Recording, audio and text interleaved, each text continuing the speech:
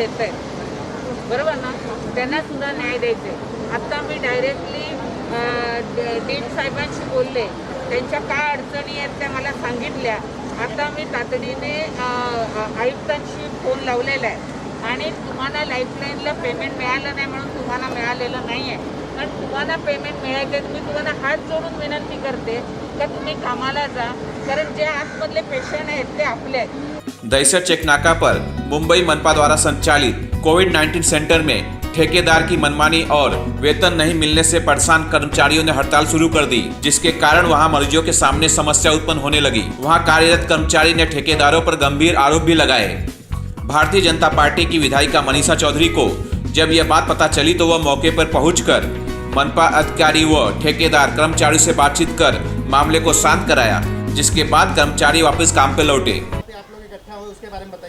अभी इकट्ठा ये होने के बाद यही प्रॉब्लम है कि इनका मैनेजमेंट ठीक नहीं है और इन्होंने जो मैनेजमेंट के लिए जो लड़कियां रखी है, जो मैडम लोग रखे हैं, वो ठीक से स्टाफ लोग से बात करते नहीं है। और दूसरी बात, कोविड सेंटर में ड्रिंक करके साहब लोग आते हैं और दूसरी बात, साहब आने के बाद रात को कभी भी ये लोग मीटिंग करते हैं। इन लोग को ये चीज़ समझना चाहिए कि ड्रिंक करके तुम लोग मीटिंग ले रहे हो, ठीक है, कोई प्रॉब्लम नहीं है, पर ड्रिंक लेके जो मीटिंग करते हो उसके बाद जो लड़कियां जो छूट के जो रात को लंबे लंबे जाने वाले, वो लड़कियों के साथ अगर कुछ हो गया तो उसकी जिम्मेदारी कौन लेगा? कौन ड्रिंक करता है, उसका क्या नाम है? ड्रिंक करने वाला सिद्धेश्वर सर है। तकलीफ है, ये 56 लोग हैं जिनको ये तकलीफ है, पर ये 56 लोगों की तकलीफ है ना, उन लोगों को क्यों नहीं दिख रही है, मेरे को ये चीज़ समझ में नहीं आ रही है। बीएमसी क्या कर रही है? और बीएमसी जो है, इनको जो अथॉरिटी दे चुकी है, इनको जो कॉन्ट्रैक्ट दे चुकी है, ये लोग ये काम क्यों नहीं हैंडल कर पा रहे हैं? आप लोगों की शिकायत है, काफ़ी लोगों का पगार नहीं मिल रहा है। राइट है सर, 1 महीने का पगार 1.25-2 महीने में मिल रहा है, किसी किसी का 2 महीने का पगार है ना, मिल ही नहीं रहा है टाइम पे।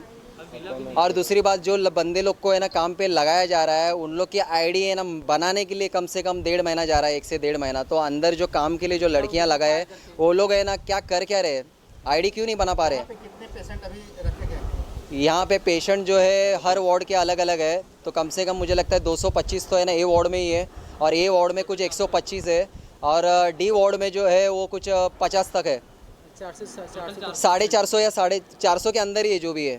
जब आप लोग उनके पेशेंट के लिए काम कर रहे हैं, हाँ, कर रहे हैं, फिर आपको पगार क्यों नहीं दी जा रही है? इस बारे में आपने कभी शिकायत की? शिकायत हम लोग किसको करेंगे? आज जब हम लोग को है ना काम से निकाला जा रहा है तब हम शिकायत करने लगे हैं। एक अपेक्षा आहे की आमची सॅलरी टायमावर पाहिजे 10 तारखेला। 2 महिन्याची आम्हाला सॅलरी नको, आम्हाला फर्स्ट शिफ्ट सेकंड शिफ्ट करायला लावतात, त्याचं रोकड द्या, आणि आमचा टायमिंग 4-4 तासांनी ठेवा, पण लवकर सोडा, कारण किटवर 9 तास आम्ही राहू शकत नाही। सगळ्यांची खराब तब्येत झालेली, नाही बाथरूमला जाऊ शकत, नाही ह्याला जाऊ, पाणी नाही पिऊ शकत, मग 4 तास तरी आराम द्या किटवर। 4 तास ह्या चौकी जातील तर 4 तास आम्ही जाणार। कितने टाइम आपको? 9 घंटा रहते हैं, कभी कभी 10 घंटा भी रहता है। दवाखाने से मैं उसको लेके आ रही है, लेकिन उसको क्या बोल रहा है काम पे नहीं आने का। अभी उसको चलने को नहीं हो रहा है, बैठने को नहीं हो रहा है। यहाँ पे काम किया था बेटा आपने? 3 महीना हो गया है मेरे को, 13 जुलाई से। कुछ नहीं है, कुछ नहीं। बोला था उन लोग ने देंगे करके, पर अभी दिया नहीं है। आपने मांगा या कुछ?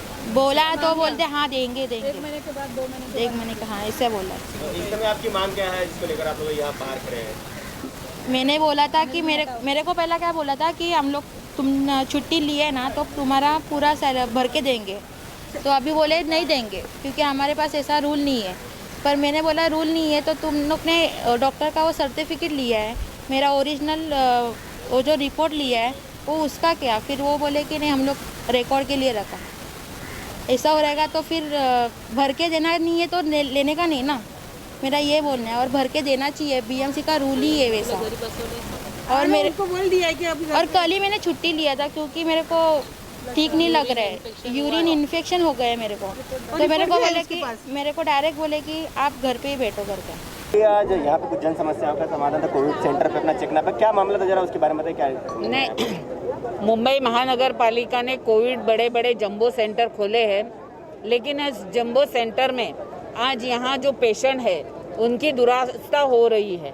जहाँ कॉन्ट्रैक्टर को लेबर कॉन्ट्रैक्ट दिया है और लेबर कॉन्ट्रैक्टर यहाँ रहता नहीं है, उसका सुपरविजन नहीं है।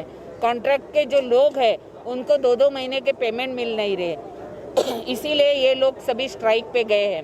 अभी हमने उसको रिक्वेस्ट करके जो सेकंड शिफ्ट के लोग थे उनको अंदर भेजा और उनको मैंने हाथ जोड़ के विनंती की है कि आप जो मरीज उधर मर रहे हैं उनके लिए आपको काम करना पड़ेगा। और मैंने खुद कॉन्ट्रैक्टर परब है उनसे भी बात की कि आपको यहाँ आना पड़ेगा। तो कल 4 बजे वो इधर आने वाले हैं, मैं उनके साथ मीटिंग करने वाली हूँ। और यहाँ की जो महिलाओं की समस्या है, यहाँ के कर्मचारियों की जो समस्या है और जो डॉक्टर्स हैं उनकी भी बहुत सारी समस्या है। इन सभी समस्याओं में मुंबई महानगर पालिका के जो डीन है उन्होंने भी यहाँ ध्यान देना चाहिए।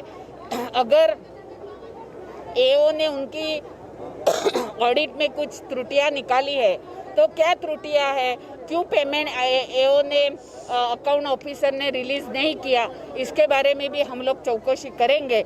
लेकिन ये शर्म की बात है कि इतना करोड़ों रुपया मुंबई महानगर पालिका का बजट होते ही जम्बो हमारा जो यूनिट है कोविड सेंटर है, यहाँ कर्मचारियों को पेमेंट न मिलने से लोग स्ट्राइक पे जा रहे हैं, ये निंदनीय बात है। ताई एक और शिकायत मिली थी कि यहाँ लोगों को ना तो इनको ज्वाइनिंग लेटर मिल रहा है, लेटर में कितना पगार है और जो उनकी अपॉइंटमेंट लेटर भी नहीं मिले, सैलरी कितनी है और पीपी किट पहन के 6 घंटे की जगह 9-9 और 10-10 12-12 घंटे काम कराए जा रहे हैं, वो भी समस्या है। और जो कॉन्ट्रैक्टर वो भी दारू पी के आ रहा है, इस तरह की शिकायत मिल रही है यहाँ से। नहीं, सभी शिकायत के लिए मैंने कल कॉन्ट्रैक्टर को यहाँ बुलाया है और मैं उनसे बात करूंगी। मेरे दोनों नगर सेवक जगदीश ओझा और जितेंद्र पटेल, ये दोनों मेरे साथ है।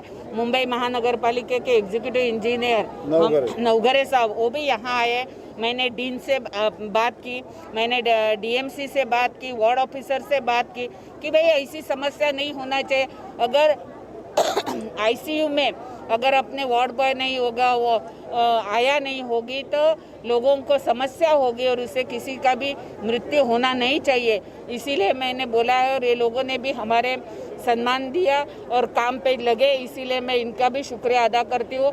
और जो उनके प्रॉब्लम है तो कल मैं खुद आऊँगी और कॉन्ट्रैक्टर और डीन दोनों से बात करके यहाँ से हम लोग फैसला करेंगे। एक वॉइस मैसेज एक वायरल हो रहा है जो अभी कि डायरेक्टली जो सेकंड शिफ्ट पे नहीं आए हैं उनको आने की ज़रूरत नहीं, हमने नया वर्कर अरेंजमेंट कर लिया। अभी ये सभी बात कल जो, क्योंकि यहाँ लाइफलाइन का कॉन्ट्रैक्ट है, लाइफलाइन के साथ जो कॉन्ट्रैक्ट दिया है लेबर सप्लाई का, वो जो परब है वो जब तक अपने सामने बैठ के बात नहीं करेगा तब तक मैं कोई भी प्रतिक्रिया नहीं दे सकती हूँ।